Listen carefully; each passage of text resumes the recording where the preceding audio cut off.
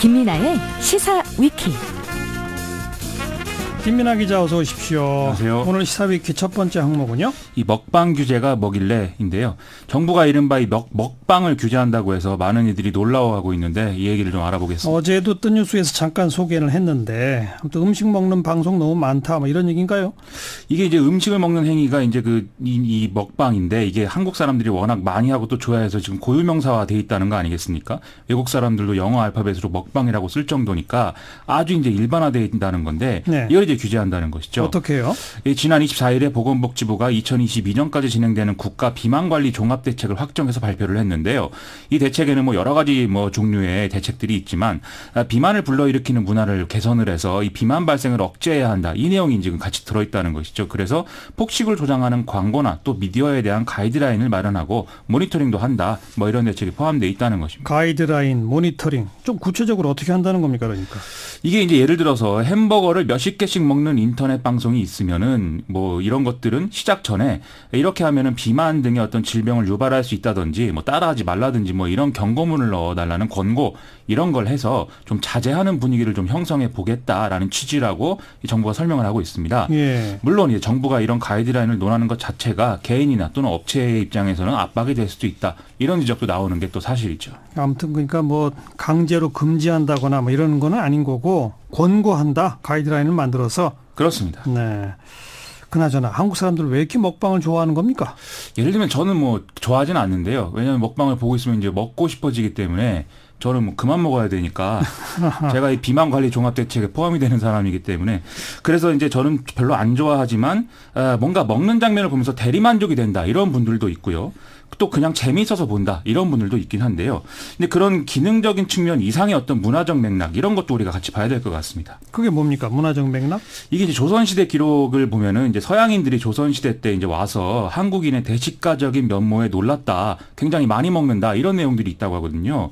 이런 것은 특별히 많이 먹는 DNA를 우리가 가졌다기보다는 언제 굶게 될지 모르는 이런 시대 상황 그리고 밥을 중심으로 먹는 이런 음식 문화 이게 좀 합쳐진 결과물이 아니었겠습니까? 또 오늘날 먹방도 어떤 정신적인 허전함을 채우는 이런 부분 때문에 더 인기가 있는 게 아닐까 이런 생각을 해보는데요. 뭔가 고급 음식을 체험한다든지 뭐 다양한 식문화를 체험한다든지 이런 형식도 있는데 유독 무조건 많이 먹는 방송이 주로 인기가 있는 것이 이런 좀 생각을 뒷받침하는 거 아닌가 이런 생각이 좀 듭니다. 현대인들이 정신적인 허전함이 크다. 특히 한국 사회에서. 그렇습니다. 그걸 먹방으로 대리 충족시킨다. 이런 얘기인가요? 제 얘기는 이제 그런 말씀이고 이게 또 유튜브 방송 콘텐츠 중에 제품 리뷰 이런 것도 인기가 있는데 이게 이 나타난 건 현상은 다르지만 또 비슷한 맥락이 있는 것 같거든요. 이 제품 구매 전에 평가를 좀 본다 이런 실용적인 이유도 있긴 한데 남이 물건을 사서 쓰는 걸 보는 그런 즐거움이 또 있는 거죠. 이게 또 한동안 유행한 욜로 이런 말도 있는데 이것도 이제 마찬가지로 비슷한 맥락이 아니었나 싶은데요. 이게 장기적인 어떤 그런 재정 계획 이런 것은 가능하지도 않고 소용도 없으니까 당장 소비를 좀 해서 행복을 찾자 이런 개념이었기 때문에 좀 먹방과 같은 맥락 속에 있는 거 아닐까 이런 생각도 좀 해봤습니다. 근데 그런가 하면 또 하나 유행했던 게 이 과소비 지적하고 비판하고 돈 아끼자 이런 것도 또 유행했었잖아요. 그렇습니다. 그런 TV 프로그램이 한참 인기였기도 했고요. 예. 또 최근에는 소소하지만 확실한 행복, 소확행 이런 개념이 또 유행을 하죠. 그래요. 행복을 좀 거창한 데서 찾는 게 아니라 일상에 좀 별거 아닌 순간들에서 찾자 이런 건데요. 이게 욜로 이런 소비에 집착하는 것과는 분명히 반대 방향이긴 한데 뭔가 계속 진정한 행복을 찾고 싶어하는 이런 또 몸짓이 아니겠습니까? 예. 마찬가지로 어떤 정신적 허전함 이런 게 있는 거 아닌가 싶은데요. 그래서 이런 먹방 규제 이런 것도 좋은데 우리가 이 허전함을 좀 어떻게 모두에게 도움이 되는 방식으로 채울 수 있을 것인가 이런 것도 좀 한편에서는 고민해 볼 필요가 있지 않은가 이런 말씀 좀 드립니다. 네. 먹방 규제에서 얘기가 너무 갑자기 커졌네요. 가끔은 좀 금요일이기도 하니까 이런 얘기를 좀 해보면 좋을 것 같습니다. 어쨌든 우리 모두의 정신적 허전함 그걸 다른 물질적인 데서 채우려고 하지 말고 좋은 책을 읽으면서 이렇게 채우는 그런 것도 좋을 것 같아요. 맞습니다. 책을 좀 많이 읽었으면 좋겠습니다. 두 번째 항목은요. 유해 송환에 대해서 좀 봐야겠는데요. 북한이 6.25 전쟁에 참전한 미군 전사자 유해 55구를 오늘 미군에 송환을 했습니다. 오늘은 정전협정 체결 65주년이어서 더 뜻깊다 이런 얘기 나오는데요. 좀 이 소식을 함께 짚어보시죠. 미군 수송기가 직접 북한으로 들어갔다면서요? 그렇습니다. 그 자체가 정말 이례적인 사건인데요. 오늘 오전 5시 55분에 오산 공군기지를 이륙을 해서 북한 원산에 이제 착륙을 했고요. 미군 유해를 싣고 다시 오전 11시에 오산기지로 복귀를 했습니다. 미군은 이제 오산기지에서 유해 확인 절차를 밟고 내달 1일에 유해 봉환 행사를 개최할 예정이라고 하는데요. 이후에 이 유해는 하와이로 옮겨져서 이제 거기서 정밀 감식을 또 거치게 된다고 합니다. 네. 트럼프 대통령이 그동안 뭐 초조해한다 이런 뉴스도 많이 나왔었는데 오늘 반응이 어떻습니까? 이 트위터에 이렇게 썼습니다. 이번 조치는 많은 가족에게 위대한 순간이 될 것이다. 김정은 위원장에게 고마움을 전한다. 즉 이제 매우 기쁘다 이런 얘기를 하는 거죠.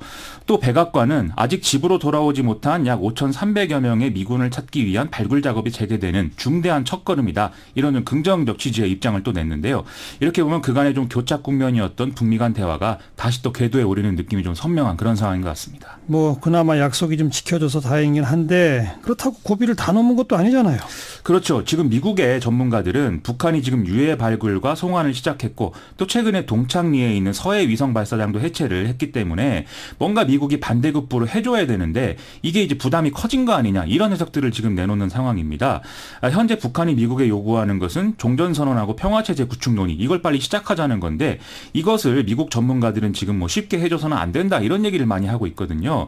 좀 이런 분위기가 반영이 된 게 마이크 폼페이오 국무장관의 이 상원에 출석해서 한 답변인 것 같습니다. 뭐라고 그랬어요? 상원에서? 이 현지 시간 25일에 상원 외교위 청문회에 참석을 해서 질문에 답을 했는데요.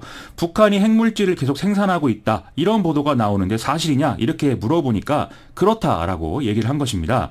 하지만 이 비핵화 협상에 진전이 있고 트럼프 대통령도 낙관적이다. 이 점을 얘기를 하면서 인내의 외교에 접어들었지만 끝없이 늘어지도록 두지는 않을 것이다. 또 한편으로 강조를 했는데요. 즉 여론의 이런 여러 가지 부담은 있지만 북미 대화 국면은 유지한다. 이런 입장을 좀 분명히 내보인 것으로 지금 해석이 됩니다. 그런데 또 한편 미국이 우리에게는 뭐 대북 제재 준수를 강하게 요구한다. 이런 얘기도 나오잖아요. 지난 25일에 폼페이오 장관이 조명균 통일부 장관하고 통화를 했는데 이제 그런 취지의 발언을 했다라고 보도가 나오고요. 26일에는 마크 램버트 미국 국무부 과장이 이 개성공단 기업 등과의 간담회에서 남북 간 경협 재개는 현재로서는 곤란하다. 이런 입장을 이례적으로 직접 밝혔다고 하거든요. 미국 입장에서는 지금 대북 제재가 헐거워지면은 북한이 제대로 협상에 응하지 않을 수 있다. 이런 우려를 갖고 있다는 점이 이제 드러난 것인데 북한은 지금 미국에게는 체제 보장을 요구하는 상황이지만 우리에게는 좀 제재 완화 이런 데 나서라라는 메시지를 주고 있는 상황이어서 좀 더 이제 어려운 국면인 것 같습니다. 이럴 때일수록 우리의 중재 외교가 중요하고 또 그게 빛을 발해야 되니까 좀 지켜봐야 될 것 같습니다. 네, 참 뭐 넘어야 할 고비가 아직도 많습니다. 그렇습니다. 세 번째 시사위키 항목은요. 징역 4년인데요. 안희정 전 충남지사 재판 검찰 구형이 4년이 나왔습니다. 지금까지는 안희정 지사 측 법정 증언만 좀 일방적으로 보도된 측면이 있어서 이 소식을 전해드리기가 좀 쉽지 않았는데요. 오늘 1심 결심 공판에서는 양측의 최후 진술이 모두 나왔기 때문에 좀 이 소식을 다뤄보겠습니다.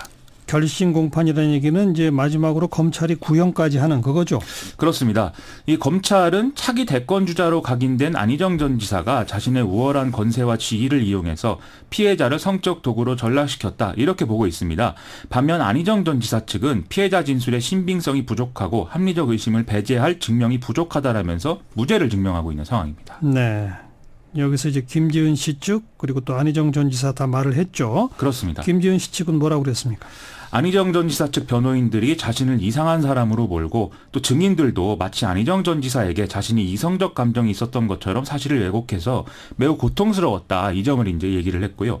또 김지은 씨에게 있어서 안희정 지사는 업무상의 관계에서 상관일 뿐이었다. 이런 설명도 했습니다.